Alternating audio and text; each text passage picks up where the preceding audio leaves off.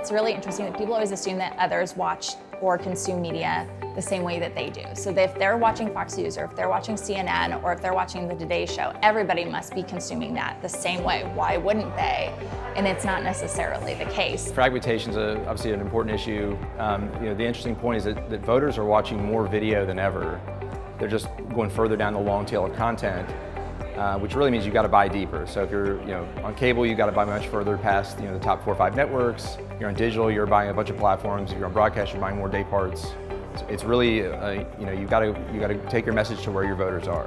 Fragmentation we welcome because as an industry, not only Comcast but the other MVPDs, we're both in streaming video everywhere. Every household watches, on average, 30 different networks.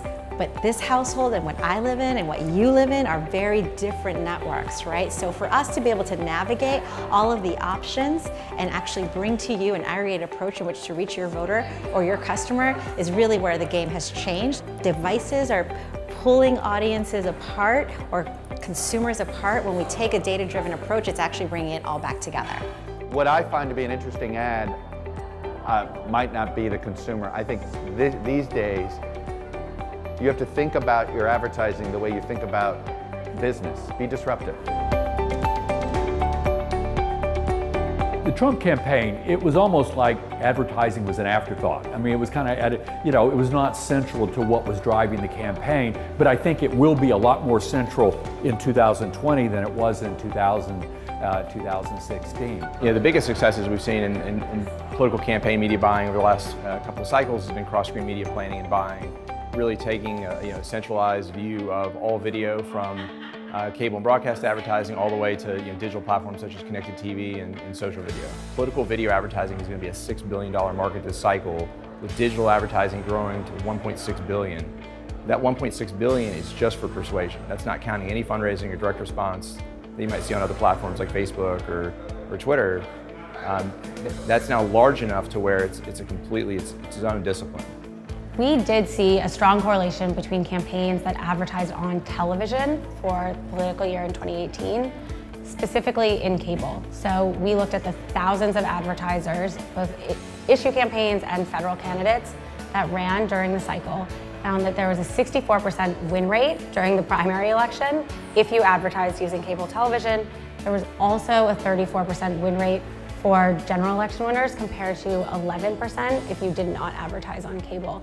So the numbers were really clear to us.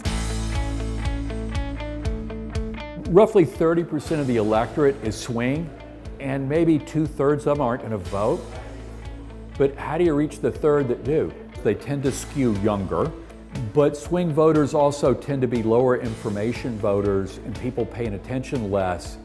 So you've got to be more creative in reaching those people. Buying news and news adjacencies is not going to get the low information voter that is a key element within that 30%. There's still an oversaturation of news being bought in political buys, not only from a broadcast perspective, but from a cable news perspective. Data is showing that voters live outside of news programming, and actually to the fact that they're spending the majority of their time outside of not only news programming, they're spending the majority of viewership time outside of prime time. So if you're not using the data, and you're not using OTT platforms, you're not using digital to capture every available impression inside of a household, you're simply not going to be able to have the reach that you need against your particular target. We're going to have the biggest voter turnout in American history. And that means all kinds of people are going to be voting at higher numbers, and some relatively new people who hadn't been voters before. For 2020, I think the campaign strategy we're adopting is a much heavier focus on audience and attribution. So really trying to get as much of the reach and frequency of your video advertising to the right target, and then really more advanced attribution on how that actually helped the campaign win. We've seen that using multi-screen solutions, whether that's adding VOD, adding streaming opportunities digital, increases the chance of someone turning up in the voting booth and adds incremental reach. We're now in the business of evangelizing what we've learned from 2018, which is that we actually can grow reach if you use more data-driven tactics. We are also looking to bring in and ingest our partners' data in a way that allows us to get even more targeted. And really for us, a success metric will be just getting more of our clients, our agencies, to embrace the data-driven approach and be able to demonstrate that it worked on the back end.